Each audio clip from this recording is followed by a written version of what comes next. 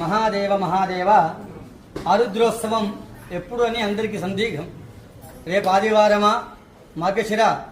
రేపు ఆదివారం అంటే 6వ తేదీ అనుకుంటున్నారు. కాదు, జనవరి 3వ తేదీ శనివారం ఆరుద్రోత్సవం. అంటే శివముక్కోటి. చిదంబర క్షేత్రంలో ఎప్పుడు అంటే రేపు వచ్చే నెల జనవరి 2వ తేదీ 3వ తేదీ ఆరుద్రోత్సవం అక్కడ అత్యంత వైభవంగా జరుగుతుంది. ఆరుద్రోత్సవం ఎప్పుడయ్యా అంటే జనవరి 3వ తేదీ పౌర్ణమి శనివారము వైభవంగా జరుగుతుంది. ఆరుద్రోత్సవం ఎప్పుడయ్యా అంటే జనవరి 3వ తేదీ పౌర్ణమి శనివారము. రేపు ఆరుద్ర నక్షత్రం ఆదివారం ఉంది మార్గశిర మాసంలో. కానీ మార్గలి మాసంలో వచ్చే ఆరుద్రోత్సవం చాలా విశేషమైనది. ఆరుద్ర నక్షత్రం అది రేపు జనవరి 3వ తేదీ ఆరుద్రోత్సవం.